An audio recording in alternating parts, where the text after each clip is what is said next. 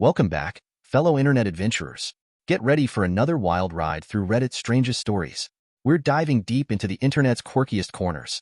Grab your popcorn and join us on this adventure. Don't forget to hit subscribe and like. Let's get started. My wife cheated on me with her sister's husband, so we worked together to tell both families about their secret. I'm a 28-year-old man married to Jane, who's 27. Our love story is simple. Jane and I met on a dating app. I wasn't into online dating, but after a tough breakup in my early 20s, my friends created a profile for me without asking. They told me later, and though I was upset, I decided to give it a shot. I looked at some profiles on the app, and one of them belonged to Jane. We talked a bit, and then went on a date. It went well, so we kept meeting up. Eventually, we fell in love, and I decided to ask her to marry me. She said yes, and we got married right away. Our daughter, Lily, was born about 8 months ago, and it was the happiest moment of my life. Jane and I were thrilled about becoming parents. However, Jane started feeling really sad after Lily was born. It was called postpartum depression, and it was worse than I thought it would be.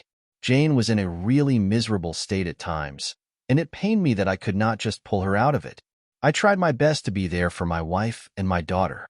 I handled a lot of work and even took a few weeks off from my job until we found a good nanny. I helped Jane with Lily and did everything I could to make her feel loved by me. However, her condition was not getting better mentally, and our doctor suggested that we consult a psychiatrist, as that would help. He assured me that many new parents went through it and that there was nothing extremely abnormal about it. I began to feel drained by this huge change in life. We went to the psychiatrist as suggested by the doctor, and our treatment and therapy began. I started feeling more like myself again, and Jane said she was feeling better too. We were happy to find a good nanny so I could go back to work. Life was getting back to normal, and it got even better when Jane's sister Bonnie and her husband Dave moved to New York and lived close to us. So we started hanging out together, which made Jane really happy. Bonnie and Dave often helped babysit Lily, allowing us to have date nights again. I made sure to do little surprises for Jane to show her I cared. But one day something strange happened. It was a weekend, and I was looking forward to our usual date night. I had asked Bonnie if she was available to stay with Lily, and she had said yes. I planned to take Jane to the restaurant where I had proposed to her. It was our favorite place, and we went there for special occasions and celebrations. I hadn't told her and decided to keep it a surprise, and I was really excited about it. However, Jane refused to go out that weekend. I kept asking her the reason, but she wouldn't say anything. I asked if she was feeling all right, and she insisted that she was fine. I didn't know what was wrong, and I got upset because I had made the reservations and paid for it. I really wanted us to have a good time without worrying about anything else. Jane was being rude to me and responding in a strange manner.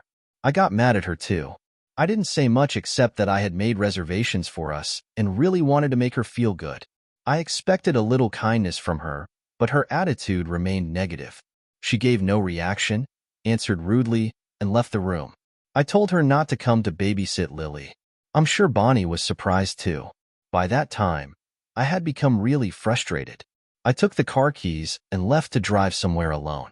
Dealing with Jane became really tough. She wasn't talking about how she felt, which frustrated me a lot. I knew she'd been through a lot with childbirth and postpartum depression over the past few months, and I had been supportive. However, I also needed love and support. I was exhausted too, but I never let it show to my family.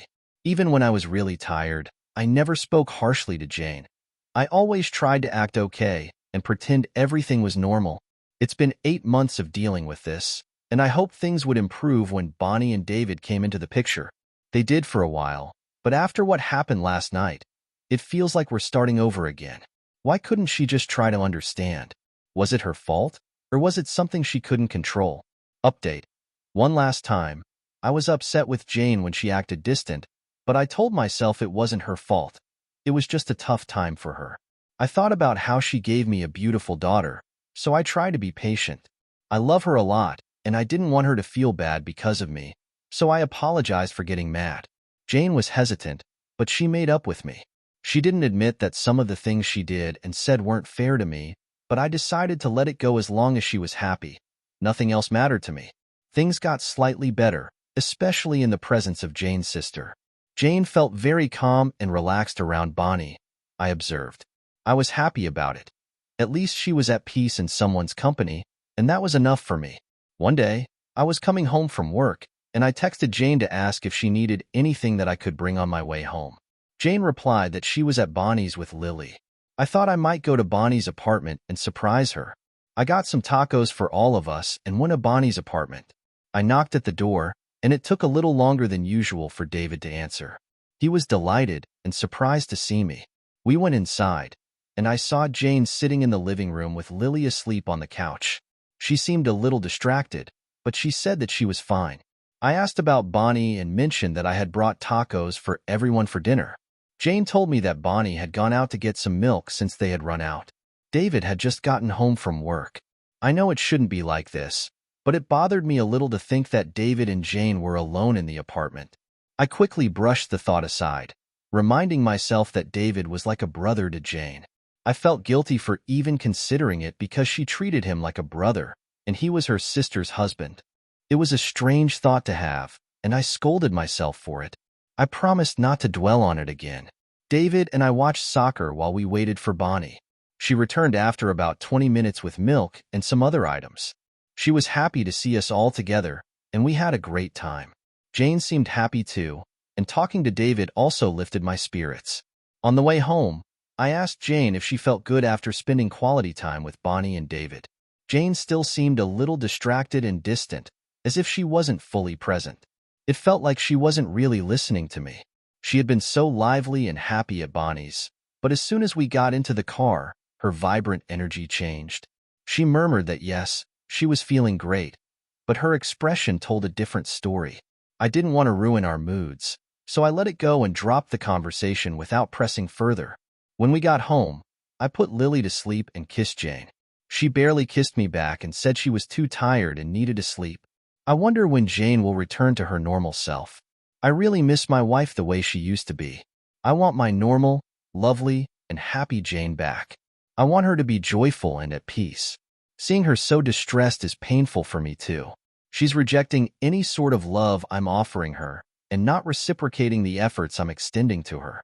I don't know how long I can endure this behavior before I go insane. She makes me feel like a stranger to her, and it hurts more than I could ever imagine. I want my normal life back with my wife and daughter. I don't want to wake up every day to a distant Jan who won't open up to me and pushes me away every time I take a step towards her. I want things to feel normal again, like our happy family used to be. Any advice on dealing with severe postpartum depression would be really helpful. Update to my gut feeling tells me something's not right with Jane, but I don't know if I'm just overthinking. I keep being good to her, but she stays distant and pushes me away. It drives me crazy because I can't figure out what's wrong. It wasn't until a few weeks later that I understood why she was acting like that. One day, I was in the living room with Lily and Jane was in the kitchen making lunch. Her phone rang and Lily started crying, so I had to pick her up. I tried to call Jane, but she didn't hear me. When I looked at her phone, I saw it was David calling. I thought it might be Bonnie, but it was actually David. He seemed surprised to hear me and said he dialed Jane's number by mistake. He quickly ended the call saying he was busy at work. Jane came into the living room asking who had called on her phone. I told her that it was David and that he had called her by mistake. Jane's face turned red.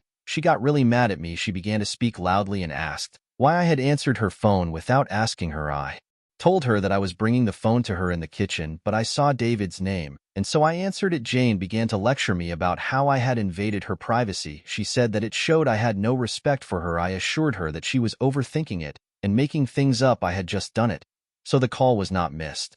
Jane scared Lily so much that she started crying inconsolably.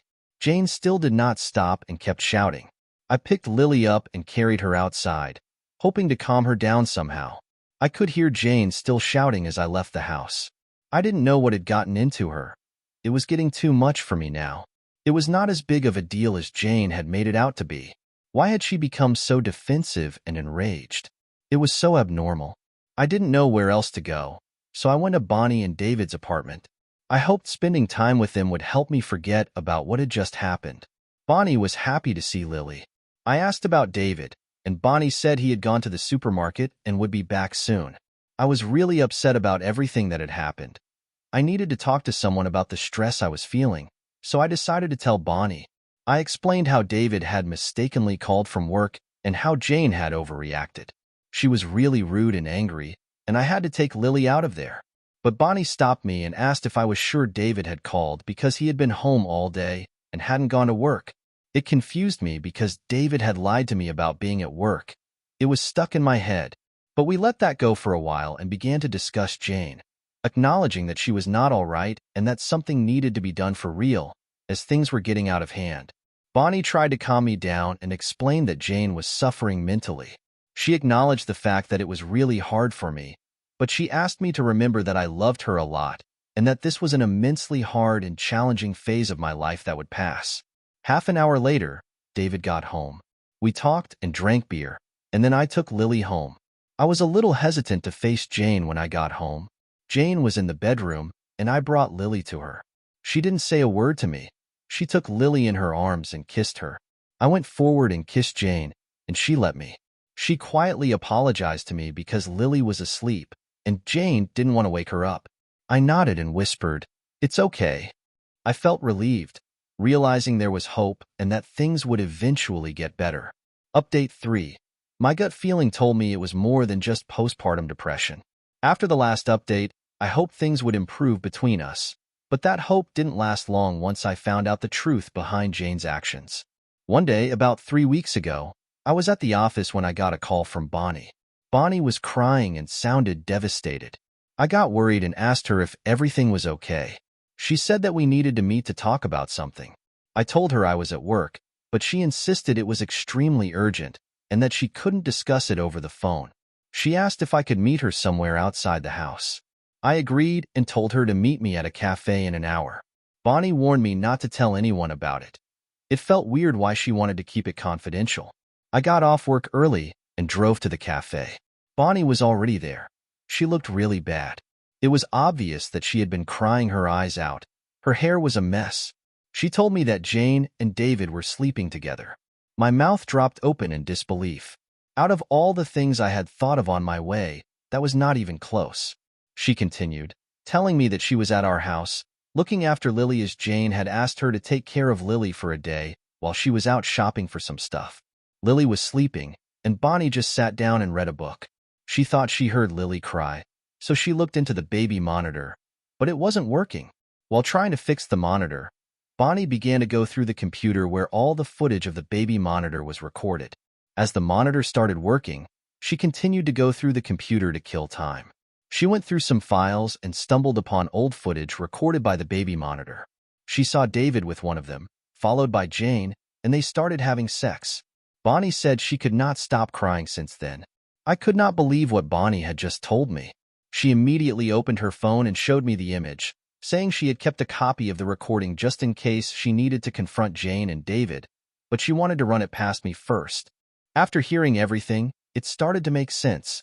Jane had acted strangely when David called because she felt guilty for cheating on me with him. They had been alone together one day, and all those odd moments now made sense. Bonnie had already cried, but I needed time to process before I acted. I wanted to cry, but no tears came. My heart felt heavy, and I felt hollow inside. I asked Bonnie what she planned to do. She said she decided to reveal everything to Jane and David in front of everyone.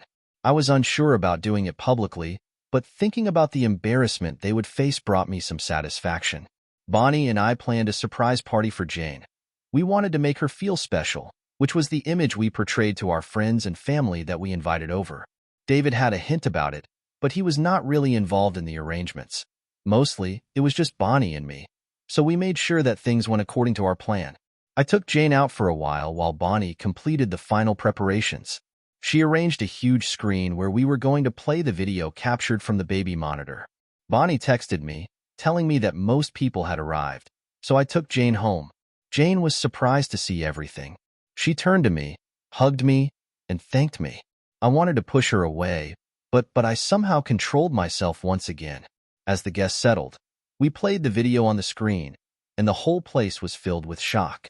All of them began to whisper and murmur among themselves. Jane's mother slapped Jane in front of everyone before leaving without saying a word. David and Jane had nothing to say. They knew that saying anything was useless and that nobody would believe them either. When all the guests had left and it was just the four of us, I told Jane that I had filed for divorce and that she would see me in court. Bonnie screamed and berated David and Jane before leaving the apartment to stay with her parents. She was also getting a divorce. I left my house that same day and stayed with a friend for a while until I found a new place. It hurt a lot. I felt betrayed by David, whom I thought of as a brother, and by Jane, my wife and the mother of my daughter. I felt sorry for Lily and the kind of mother she had. We got divorced, and I received half custody of my daughter. I hope to gain full custody as Lily grows up a bit. It should be easier because Jane doesn't earn much. As for David, he lost his job because he was actually working for one of Bonnie's friends. When Bonnie's friend learned about Jane and David, he supported Bonnie and fired David. Seeing David without a job and embarrassed made me feel a little relieved. He deserved it. I had treated him like a brother, but he chose to betray me and deceive his own wife. I'm doing my best to move on from this nightmare and start a normal life where my daughter Lily is my only priority. Thanks for watching. Please don't forget to hit subscribe and like.